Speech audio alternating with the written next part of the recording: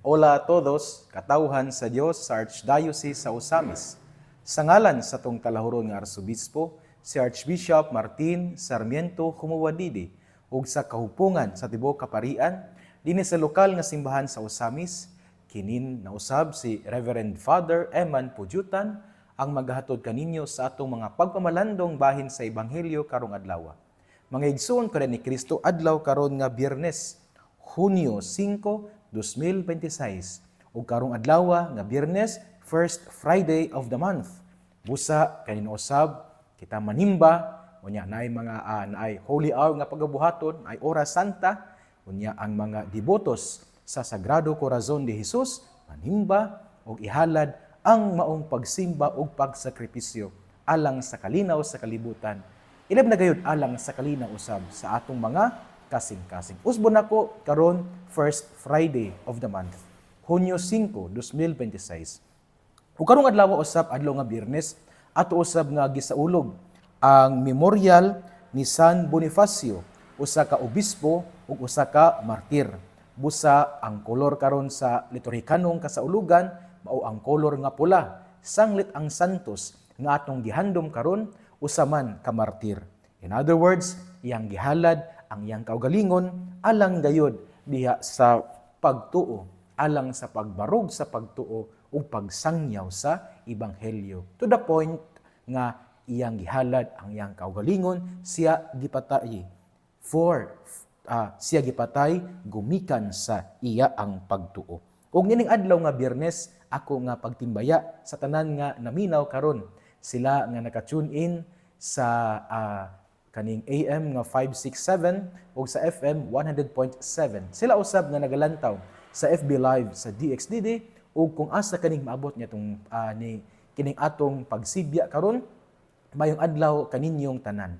Ako usab nga kaning pagpasalamat ngadto nila sa mga parokyano dinhi sa Bonifacio nga ning paambit usab sa ilang panalangin ug mga grasya ngadto ni Ate Yani Bragas, nila Nanay Beta, nila Ate Ian Quizon, nila Ma'am Nelly Umambak o sa Delis family, sila Ate Nene, si Ate Bobby, sila Ate Presley, uban sa pamilya. Salamat kayo sa mga kaning pagkaon o grasya nga inyong gipaambit nganhi kanako.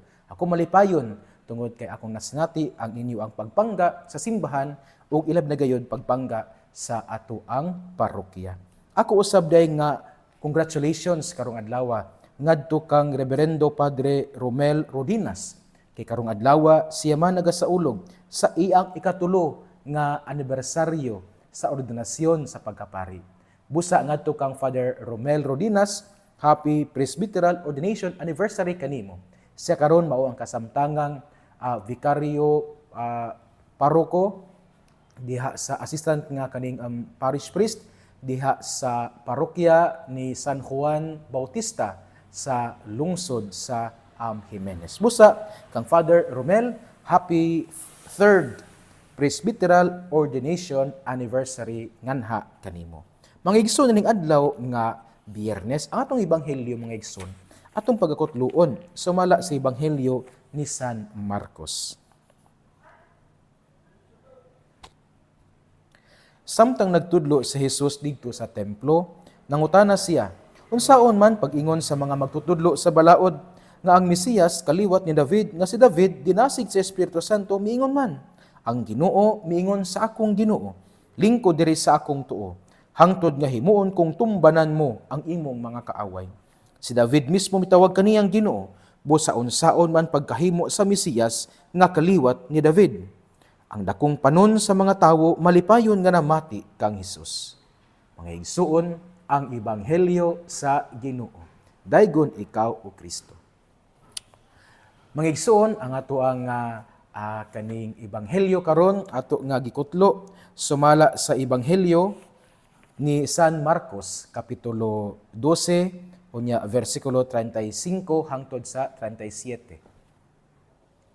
Usbon ko mga igsuon nga ang atong ebanghelyo karong adlaw nga Biyernes atong gikutlo sumala sa ebanghelyo ni San Marcos kapitulo 12 versikulo 35 hangtod sa 37. duha ka bersikulo mubo kaayo apan kini nga ebanghelyo, particularly as karong adlaw, naghatag kanato og kalamdagan mahitungod sa kinsa gayod or unsa gayod ang Mesiyas.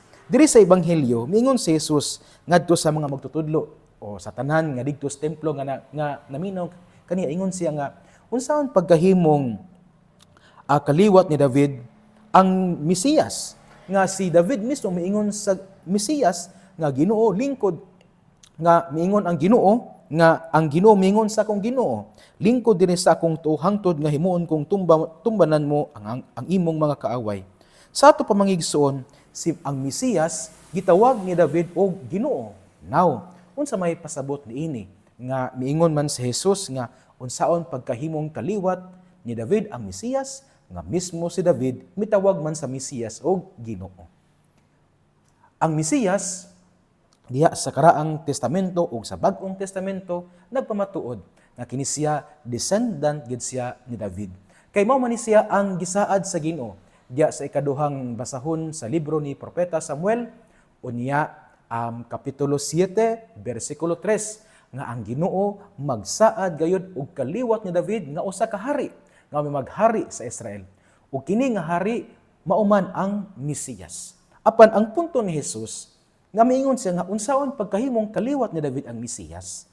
Si Jesus wala nagpasabot nga si David or ang Mesiyas dili kaliwat ni David. Ang Mesiyas gikan sa harianong kaliwat ni David. Apan ang Mesiyas mas labaw pa ni David. Mao nang ingon si Jesus nga si David mismo mitawag sa Mesiyas o Ginoo because this is to emphasize that the Messiah is greater than David. Sa ato pa, kung ang mga tao didto sa templo, ang mga magtutudlo sa balaod, anaay dakong pagtahod kang David isip hari sa Israel, sila pud unta ana ay mas dakong pagtahod sa Mesiyas nga mao siya because the Messiah, although is a descendant of David by flesh, is greater than David.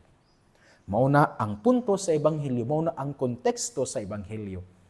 Again, wala gidinay ni Jesus nga ang Mesiyas kaliwat ni David.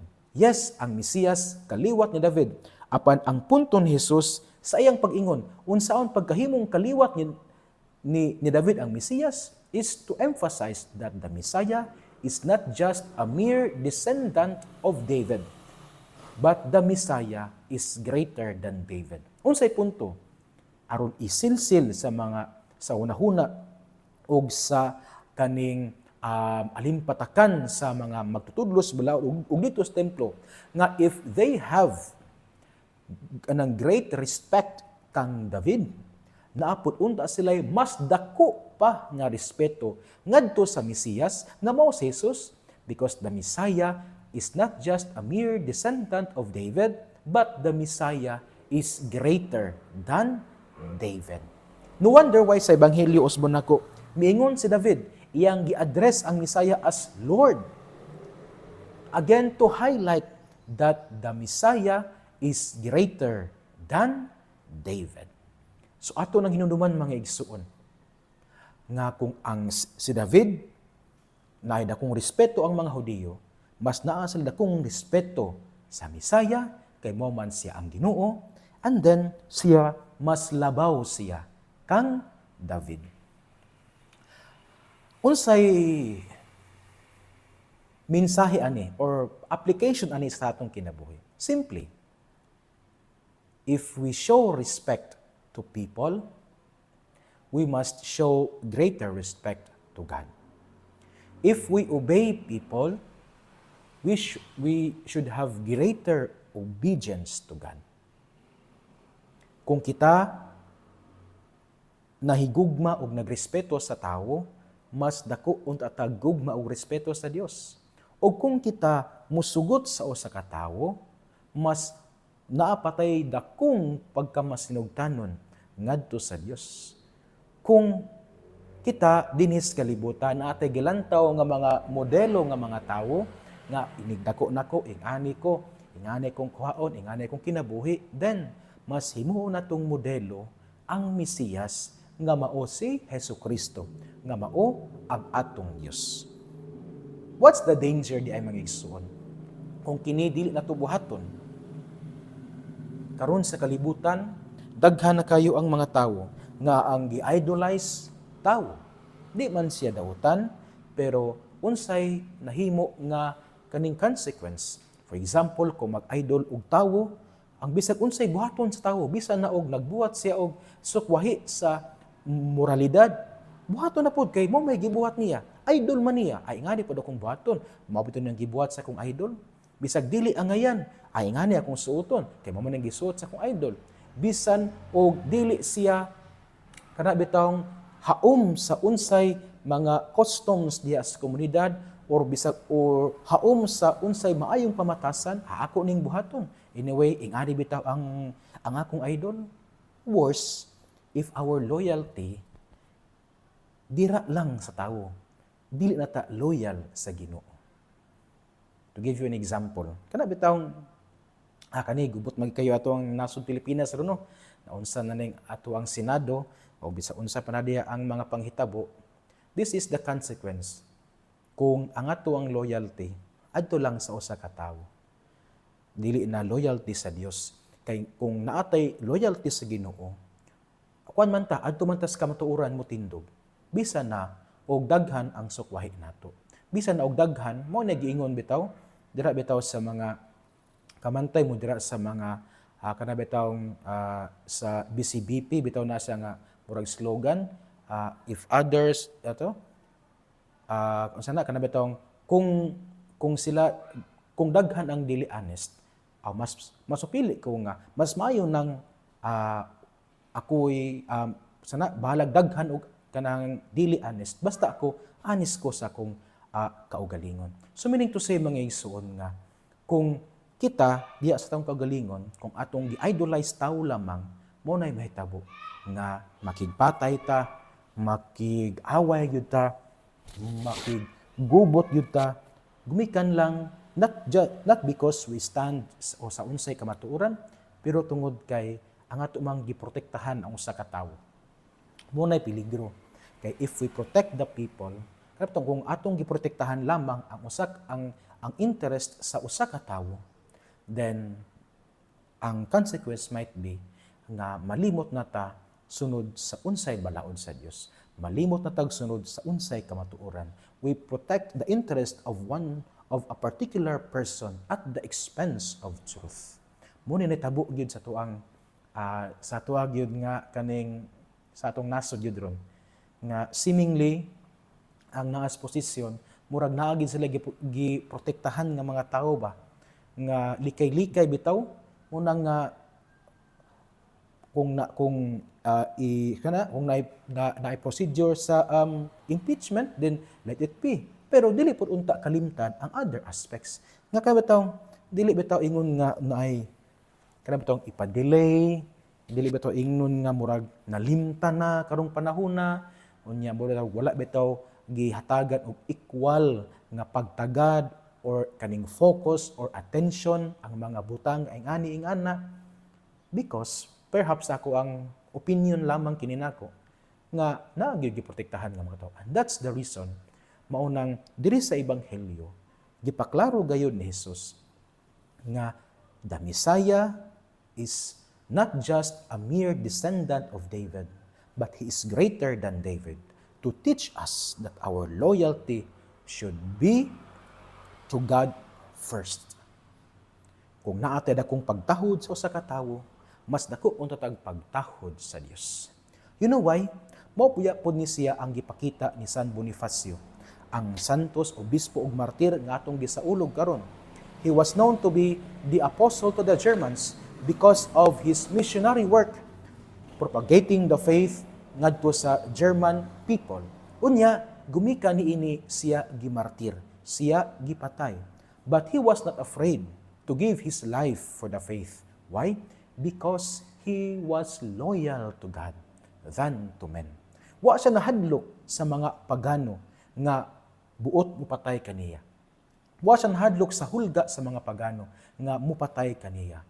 Because he was loyal and faithful to God. Ang meaning sa ngalan nga Bonifacio kay gikan siya sa two Latin terms nga bonum, good, and then fatum, destiny or fate ng destinasyon or destiny or kaugmaon imong kapalaran. Unya, interestingly nga ang Bonifacio is given to a person or ang kanibitaw ang tawo nga kanang nganlan og kaning Bonifacio or ang tawo nga magdala sa ngalan nga Bonifacio, he is associated with a person who does good, ay bonum man. So sa ito pa, Bonifacio, bonum, good, fatum, fate, or destiny, or kapalaran, maayong kapalaran, magkabot lamang ang maayong kapalaran kung ikaw magbuhat sa maayo. Ang Bonifacio is associated to a person who does good. Mo nang benefactor who does good. Person who does good deeds. So, ang maayong kapalaran, makabot, maayong kaugmaon, makabot, kung anaa ang pagbuhat sa maayo. Magbuhat sa maayo, tungod kay faithful sa Ginoo. Mao na gipakita sa martir karon. He was not afraid to render his life, to offer his life, because he was faithful to God, because he was loyal to God. Ug mao ni ang hagit kanato mga igsoon karong adlaw. Let us be loyal to God, let us be faithful to God. Yes, at times lisod siya buhaton na ay mga kahuyangon, na ay kapuyon ta usahay, mahutdan tag kusog, ma-exhausted ta, but this is not about this is not about not to feel kanabitang kakapoy. Ang pagka-loyal sa Ginoo wala nagpasabot nga dili natabati og kakapoy, dili natabatiod og discouragement. Ang pagka-loyal sa Ginoo wala nagpasabot nga dili nata ma-exhausted. But ang pagka-loyal sa Ginoo nagpasabot nga even in our weak moments, we must remain loyal to God. Kay if we are loyal to God, then He will also look at us with mercy. Mga igsuon, usbon nako ang akong puntong nga gipaambit karon. Si Kristo sa Ebanghelyo nagtudlo nga ang Mesiyas descendant ni David, pero mas labaw siya kang David. Maunang si David miingon sa Mesiyas Ginoo, to show us that our loyalty, our faithfulness must be to God first. If we show respect to people, much more to God. If we love people, much more sa Ginoo. If we obey people, much more sa Ginoo. Because kung kita faithful o loyal sa Ginoo, then siya usab mulantaw kanato diya sa mga mata nga maluluyon. Mga igsuon, dinhin na nakukutob sa akong pamalandong karon. Dili ito kalimtan nga ang maayong balita nga mao ang pulong ni Jesus, angay ginatong paminawon pamalandungan ug paningkamutan nga puy-an diya sa atong kinabuhi. Kay bulahan kayo ang tawo nga naningkamot nga magpuyo sa mga pulong ni Jesus. Sama siya sa usa ka kahoy nga gitanom daplin sa sapa kansang dahon dili gayud malaya. Tiempo sa timbunga siya muhatag og mamaayo og daghang mga bunga. Amen. Before kumuhatag sa final blessing, congratulations dahil sa seminarista nga sakop sa parokya ni Senyor San Vicente Ferrer sa lungsod sa Bonifacio nga mao si Seminarian Jerwin Elemento. Tungod kay siya, nakahuman man siya sa ang pormasyon diha sa St. John Paul II College Seminary ni adtong adlaw nga Miyerkules. Busa, Miyerkules, June 3. Busa kang Seminarian Jerwin Elemento, congratulations. Congratulations usab sa mga parents ni Jerwin Elemento. O congratulations usab sa vocation committee o sa mga vocation promoters dinhi sa Bonifacio. Ilaban na sila nga walay puas nga tabang sa mga seminarista, financial man o spiritual o moral nga mga suporta. Salamat kaayo. Again, gikan sa parokya ni Senyor San Vicente Ferrer sa lungsod sa Bonifacio, Seminarian Jerwin Elemento, congratulations. Si Seminarian Jerwin Elemento mosulod na siya sa theology karong August puhon diha sa St. Mary's Theologate nga nahimutang sa Barangay Gango, Ozamis City. Unya ang atong sa kaseminarista, si Seminarian Benji Pagatpat, ana siya karon sa SSS or ang kaning Society sa mga Blessed Sacrament Fathers nga dito siya mo padayon sa iyang pormasyon.